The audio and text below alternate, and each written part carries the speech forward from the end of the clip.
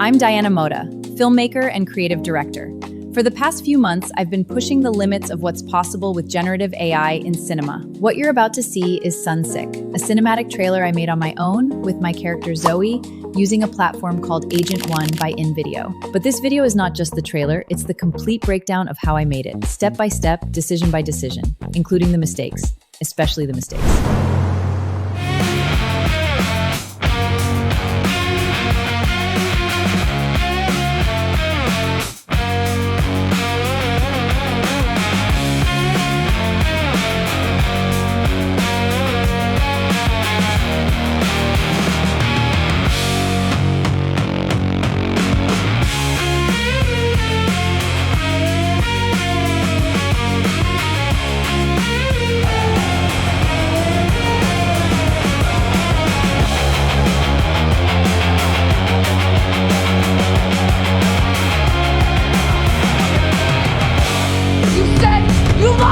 I did!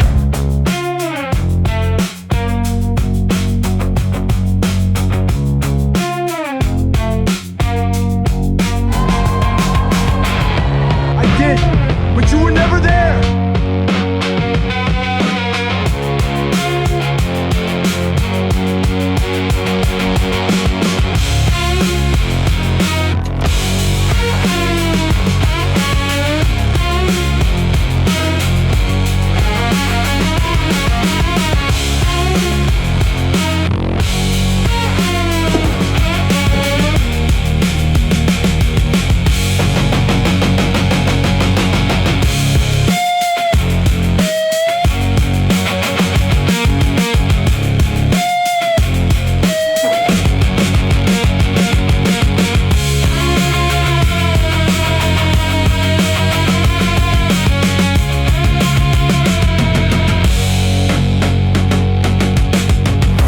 When I first opened Agent One for this project, I started with a vague brief.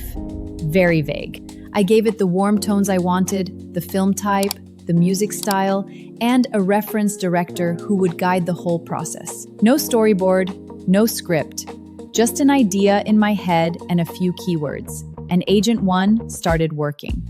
What happened next was extraordinary and completely wrong for me at the same time. Agent One automatically created a full pre-production phase.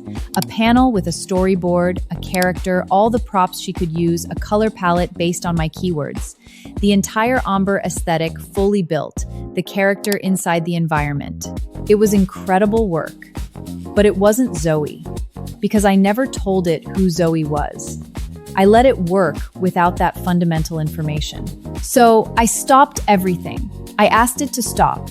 It stopped immediately, very politely, and asked me for reference images.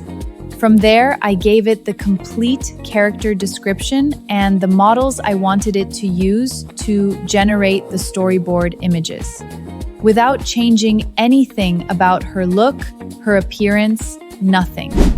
And this is where I learned lesson number one of this platform. I did the same with Eli, the male character. Built him the same way, with reference images, a full description, the cool palette that contrasted for Zoey's warm one. And this is where I realized something that sounds obvious, but changes everything. Working with Agent One is exactly like going to a client meeting.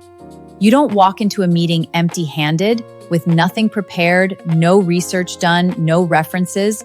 You come prepared. With Agent One, it's the same. The more you feed it information, the better it works. It's not theory, it's the foundation of how any AI works. But here, on this platform, you feel it very concretely because the result appears immediately in front of you. If you come prepared, the agent works like a real collaborator. If you come vague, it invents. And it invents well, but it's not your film. With the characters approved, I moved to the storyboard. I gave it my story, described the moments I wanted to identify in the trailer, and it created a complete storyboard. The daytime scenes were fantastic from the start. The nighttime scenes were terrible. Neons, neon lights everywhere, not at all the direction I wanted. Why? Because I never gave it visual references for nighttime lighting. I gave it everything in writing, directors, films, specific scenes, but never an actual image of how I wanted the night to look. So I asked it to redo those images. And I described exactly the light I wanted, where it was coming from, the type of light, the tone, the color, the atmosphere. I gave it every reference I could think of, all in words. And it got there. I never gave it a single visual reference, not one. If you're specific enough in the references you give, even if they're only words, you get there. Before moving to video, we worked on the music. We generated 4 versions inside Agent 1. I also uploaded a track I had in mind as a reference. And the interesting thing is, you can upload real music for the agent to draw inspiration from and create something based on it. But the most important moment was when it analyzed the music I chose, and from that analysis, we also adjusted the visual language, the camera angles, the movements, the cinematic feeling. Because this trailer tells a very specific story. 2 people who love each other, inseparable, but together they're unsustainable, toxic, chaotic. And that tension between love and destruction had to be present in the camera, not just in the characters. The music gave the agent the emotional context that words alone couldn't. We tried both camera languages, the one I had before and the new one.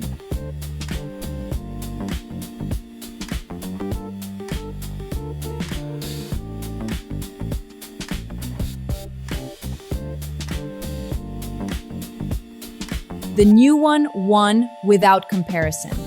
From there, it starts generating. It automatically approves and rejects clips. But be careful, it approves things that aren't good. Human analysis remains irreplaceable. And there's something else it does very well. It manages your credits. It warns you when you're reaching your limit, asks if you're sure you want to keep generating.